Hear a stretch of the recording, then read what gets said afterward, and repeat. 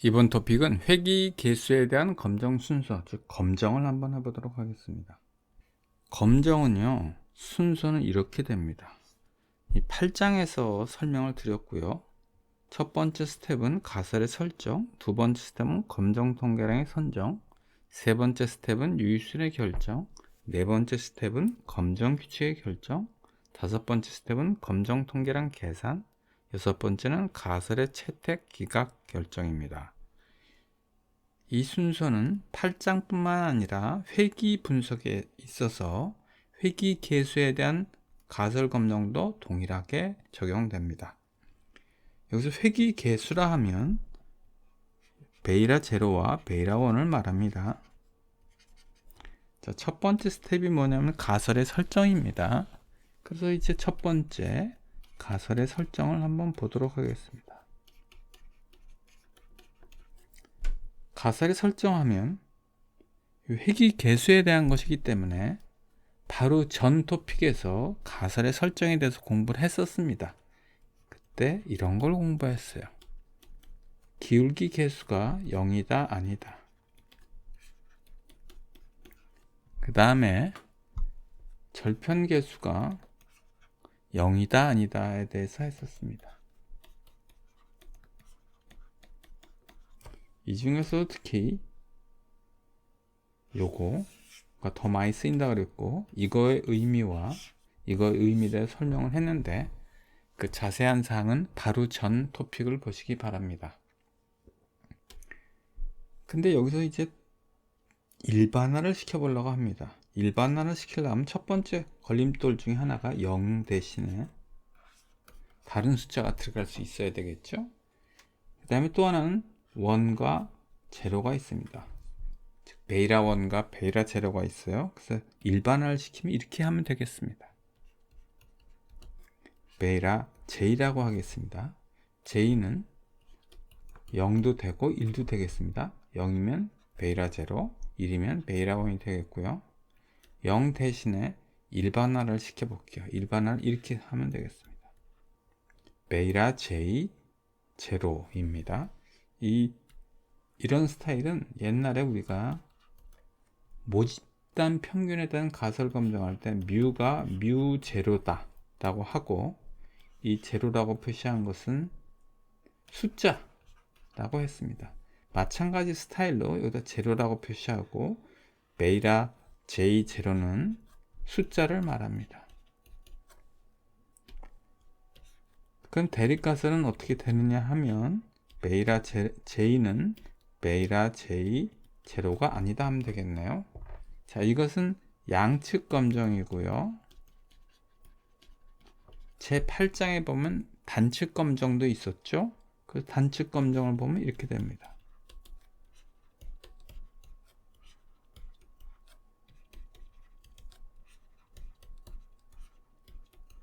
또 다른 단측 검정은 이렇게 되겠네요.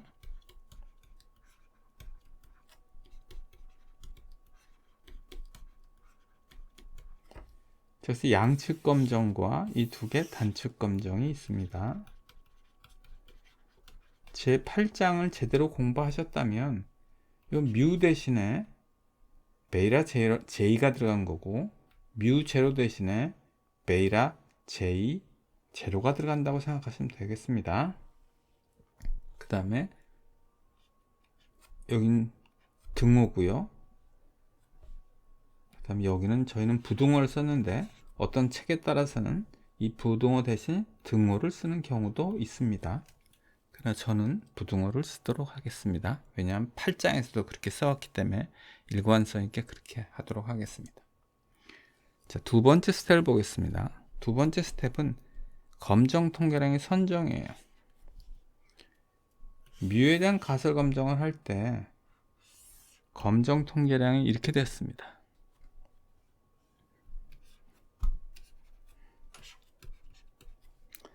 x바 빼기 뮤 제로 나누기 시그마 오버 스퀘어루트 n,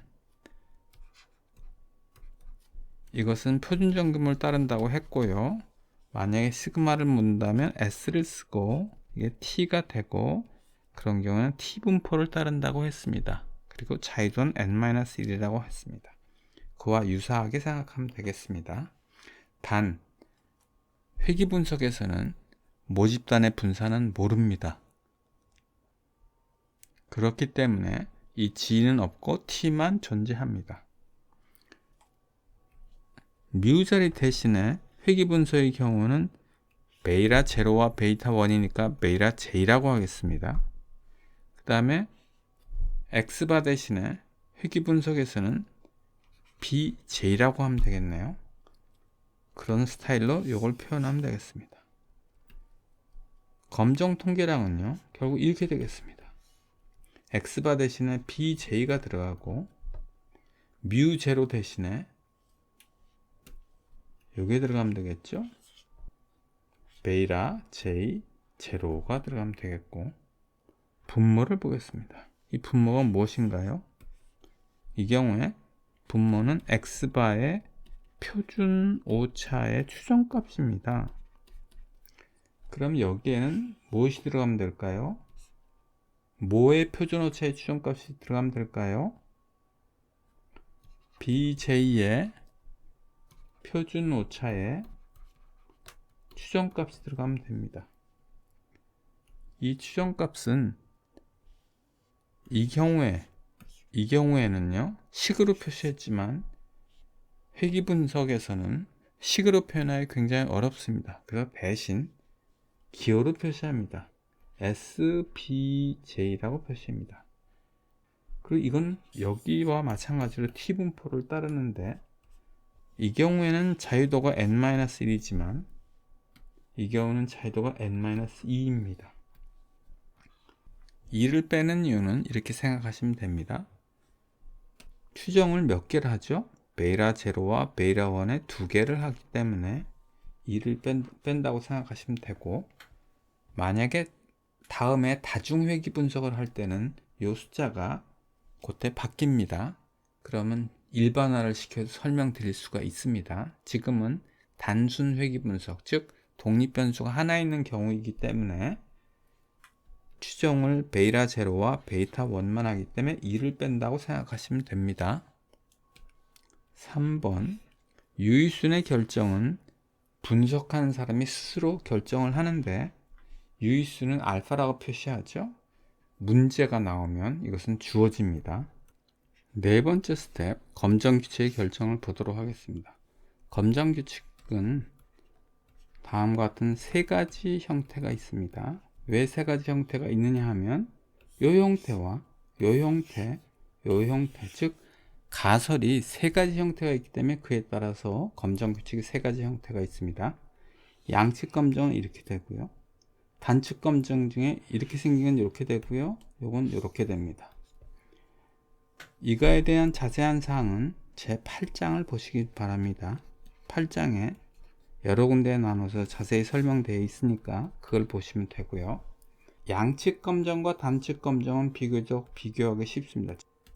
단축 검정에서 이 부분과 이 부분에 대해서 설명을 드리도록 하겠습니다. 많은 분들이 헷갈려 하는데 이렇게 생각하시면 돼요. 베이타 J가 어떤 숫자보다 작다고 했습니다. 즉 모수 베이타 J가 작다고 한 것이고요. 귀무가설은 반면에 오른쪽은 베이타 J가 어떤 숫자보다 크다고 했어요. 즉 크다 작다 중에서 고르라면 베이타 J는 크다라고 말한 거예요. 왼쪽의 단축 검정은요, 베이타 J가 작다 라고 귀무가설에서 말했고, 오른쪽의 경우에는 귀무가설이 베이타 J는 크다라고 말한 거예요. 그럼 언제 귀무가설을 채택하느냐 또는 기각하느냐를 보면 작다고 말했으니까 이 경우에요. 작을 때 귀무가설을 채택하면 됩니다. 어떤 커트라인이 있고 그보다 작을 때 귀무가설을 채택하면 됩니다. 자, 세 번째 유형, 이 유형을 볼게요. 베이타 J가 크다고 했습니다. 그럼 언제 귀무가설을 채택하면 될까요? 크리티컬 밸류 임계치가 있고요. 그보다 클 때 귀무가설을 채택하면 됩니다. 스텝 5를 보겠습니다. 스텝 5는 검정 통계량의 계산이에요. 검정 통계량의 계산하는 것은 T를 계산하는 겁니다. 자, 그리고 아까 빠뜨렸는데 말씀드릴 것 중에 하나는, 만약에 표본의 크기가 충분히 크면, 일반적으로 30보다 크면요, T분법표를 볼 필요 없이 표준정규분법표를 봐도 됩니다. 왜냐하면 T분포나 표준정규분포나 매우 유사하기 때문에 그렇습니다. 어느 경우에요? 표본의 크기가 충분히 크면, 혹은 자유도가 충분히 크면 T분포나 표준정규분포나 비슷하기 때문에 T분포표 대신에 표준정규표를 보셔도 됩니다. 스텝 6를 보겠습니다. 가설의 채택 기각이죠.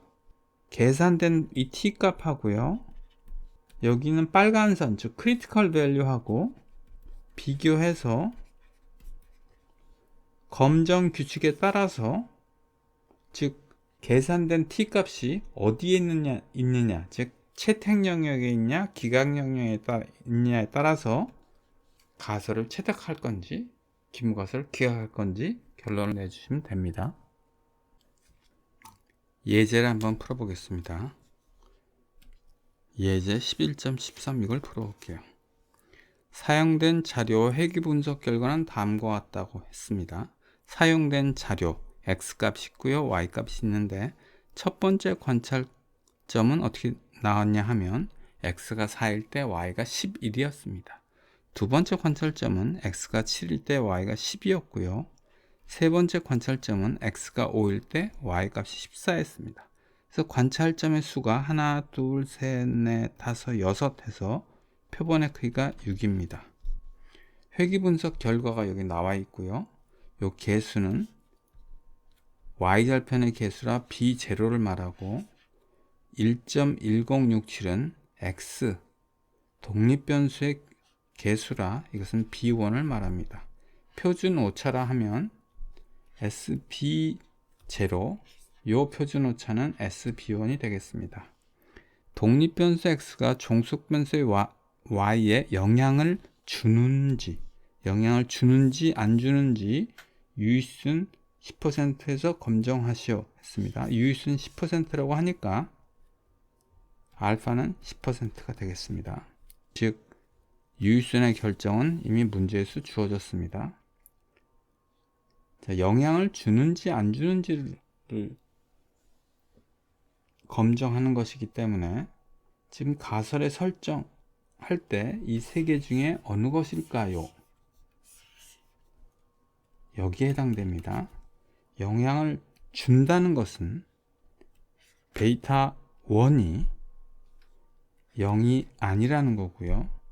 영향을 주지 않는다는 것은 베이타 1이 0이란 뜻입니다. 따라서 기무가설은 이렇게 되고요, 대립가설은 이렇게 됩니다. 그래서 가설의 설정 첫 번째 단계는 이렇게 하면 되겠고요. 두 번째 단계 검정 통계의 선정은요, 여기 이렇게 되어 있습니다. 이때 유의할 점, 자유도는 n-2라는 점 유의하시고, 세 번째 단계 유의수는 이미 문제에 주어졌고요. 네 번째 단계 검정 규칙을 보도록 하겠습니다. 양측 검정이므로 빨간 선, 즉 크리티컬 밸류가 양쪽으로 그어집니다. 그리고 그 구간 안에 크리티컬 밸류 안에 t 값이 나오면 기무것을 채택하고 그걸 벗어나면 기약하면 됩니다. 그런데 여기서 이 크리티컬 밸류의 값을 찾아야 되겠죠? 자유도가 얼마입니까? 표본의 크기가 6이라고 했으니까 degrees of freedom 자유도는 n-2가 4가 됩니다. 자유도가 4일 때 오른쪽 꼬리의 면적은 각각 5%이죠, 지금. 왜냐하면 알파가 10%이니까 여기가 2분의 알파씩이 들어가는데 알파가 10%이므로 각각 5%가 되겠습니다. 그럼 표를 찾으면 자유도가 4일 때 오른쪽 꼬리의 면적이 5%라면 이 크리티컬 밸류는 2.132가 나오고 왼쪽은 마이너스 2.132가 나옵니다. 그럼 검정 규칙은 이렇게 말할 수 있어요. 검정 통계량의 이 값이 플러스 마이너스 2.132 사이에 있으면 규모가설을 채택하고 그걸 벗어나면 기약하면 됩니다. 스텝 5를 보겠습니다. 검정 통계량 계산, 즉 요거 선정된 검정 통계량의 값을 구하면 됩니다. 자, 여기서 구했더니 여기 B1 값이라 B1 값 1.1067이 들어가고 빼기 0 하는 이유는 여기가 0이기 때문에 hypothesized value, 가정한 값이 0이니까 0이 들어가고, 분모는 표준 오차가 들어가기 때문에 0.3908이 들어가서 이렇게 됩니다. 그래서 계산한 값이 여기 나와 있어요. 근데 이 값은 여기에도 있어요. 컴퓨터가 이미 계산해 준 겁니다. 이 회귀 분석 결과는 엑셀에 의해서 한 것이지만 그 외 다른 소프트웨어를 써도 이거 다 계산해 줍니다. 모든 회귀 분석의 소프트웨어들이요, 이걸 다 친절하게 계산해 줍니다. 자, 그럼 이 식이 어떻게 나온 건가요? 이것은 B1 빼기 제로 SB1이고요. 2.9097은 어떻게 나온 건가요? B0 빼기 0 나누기 SB0가 되는 것입니다. 그래서 검정 통계량을 컴퓨터가 이렇게 친절하게 계산해 주었습니다. 근데 유의할 점이 있습니다. 만약에 가설이 이렇게 생겼다고 해보겠습니다. 베이타 1이 1이냐 아니냐를 검증해요. 그러면 이 컴퓨터가 이거에 대한 검정 통계량 값도 계산해 줄까요? 그렇지 않습니다. 이것은 계산을 하셔야 돼요. 이런 경우에는 t-값을 손으로 계산하는 수밖에 없습니다. 1.1067 빼기 1 해야 됩니다. 여기서는 0이었지만 1 해야 돼요. 분모는 SB1을 쓰면 됩니다. 0.3908이 됩니다. 이렇게 해서 계산을 해 주셔야 돼요. 그럼 컴퓨터는 왜 이거를 계산해 주느냐 하면, 일반적으로 0이냐 아니냐를 테스트하는 경우가 많기 때문에 미리 계산해 준 거예요. 컴퓨터는 인간이 하기 귀찮은 일을 대신해 주는데, 인간이 보니까 많은 경우에 t-통계량을 계산할 때 이런 t-통계량을, 이 경우에 t-통계량을 계산하는 것이 아니라 이런 검정을 많이 한다는 거예요. 0인가 아닌가를 검증하는 경우가 많아서 미리 이렇게 계산해 준 겁니다. 다시 돌아와서 검정 통계량 계산한 값은 2.8319가 나왔습니다. 자, 이제 스텝 6 가설의 채택 기각 결정을 하면 되겠습니다. 2.8319는 이 크리티컬 밸류와 비교해 보겠습니다. 2.8319는 이쪽 편에 있네요. 즉 2.132보다 크니까 기각 영역이 있습니다. 따라서 기각하면 됩니다. 귀무가설 기각한다. 독립변수가 종속변수에 영향을 준다는 것이 통계적인 판단입니다. 귀무가설을 기각하니까 대립가설을 채택한다는 뜻이고, 이게 무슨 뜻이에요? 독립변수가 종속변수에 영향을 주는 것으로 판단된다 입니다. 이번에는 이 문제를 풀어보겠습니다. 이 자료를 이용해서요, 독립변수 x가 커질 때 종속변수와도 함께 커지는지, 독립변수 x가 작아질 때 종속변수와도 함께 작아지는지 검정하시오 라고 되어 있습니다. 알파는 10%라고 되어 있고요. 문제에서 핵심은 x가 커질 때 y도 같이 커지는지, x가 작아질 때 y도 같이 작아지는지에 대한 질문을 하고 있습니다. 그러니까 x, y가 같은 방향으로 움직이는지 다른 방향으로 움직이는지입니다. 그런 경우는 이 경우에 해당됩니다. 자, 왜 그런지 보도록 하겠습니다. 예를 들어 볼게요. y는 2 더하기 3x 더하기 엡실론인 경우는 보도록 하겠습니다. 이거 3이죠. 그럼 x가 커질 때 y는 어떻게 돼요? 커지는 거예요. 선으로 그리면 절편계수는 2고요. 기울계수는 3입니다. x가 커질 때 y도 같이 커지죠. 반면에 이 경우를 보도록 하겠습니다. 그럼 마이너스가 되겠죠. 이게 0이라면요. 0이라는 얘기를 깜빡 빼먹었습니다. 마이너스가 된다면 어떻게 될까요? 절편계수는 2고 기울계수는 마이너스 3입니다. x가 커질 때 y는 어떻게 돼요? 작아지네요. 그래서 x가 커질 때 y도 함께 커지고 x가 작아질 때 y도 함께 작아진다는 뜻은 이거를 말하는 겁니다. 기울기계수가 플러스냐고 물어본 거예요. 따라서 첫 번째 스텝은 이겁니다. 단 여기서 베이타 J라고 했지만 기울기에서 하는 질문이기 때문에 베이타 1이 0보다 크냐? 라고 질문한 거고요. 대립가설은 그거의 여집합인 0 이하다 라면 되겠죠. 그래서 규모가설 이렇고 대립가설 이렇습니다. 그래서 가설의 설정 여기 되어 있고요. 두 번째 단계 보겠습니다. 검정 통계량의 선정 동일합니다. 아까랑 동일하죠. 그리고 여기서 자유자는 여전히 n-2라는 점. 그 다음에 스텝 3를 볼게요. 유의수는 이미 문제에 주어졌고요. 스텝 4 검정 규칙을 보겠습니다. 검정 규칙은 지금 단측 검정입니다.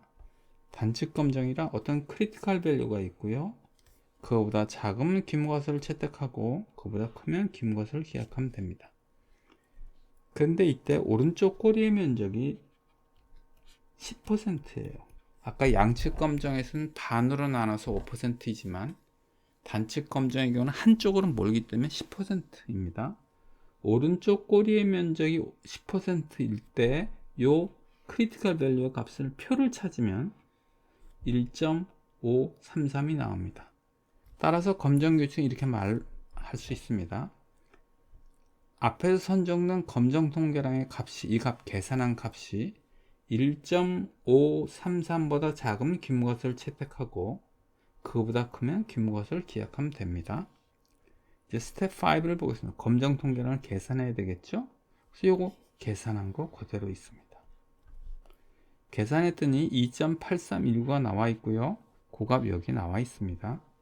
이제 스텝 6 보겠습니다. 가설의 채택 기가 결정 2.8319와 크리티컬 밸류인 1.533을 비교하면 되겠습니다. 2.8319는 이 크리티컬 밸류보다 큽니다. 즉 기각 영역이 있기 때문에 기각합니다. 귀무것을 기약하고 그건 뭐죠? 독립변수가 커질 때 종속변수도 같이 커진다. 독립변수가 작아질 때 종속변수도 같이 작아진다. 즉 독립변수와 종속변수가 한 방향, 같은 방향으로 움직입니다라는 뜻입니다. 앞의 예와 요번 예의 차이점은요. 앞의 예는 이런 스타일이었고 양측 검정이 요번은 이런 스타일 단측 검정이어서 그거에 따라 달라지는 겁니다. 달라지는 점은 스텝 1 가설의 설정이 달라지고요. 검정 규칙 스텝 4가 달라집니다. 물론 그에 따라서 스텝 6도 달라지고요.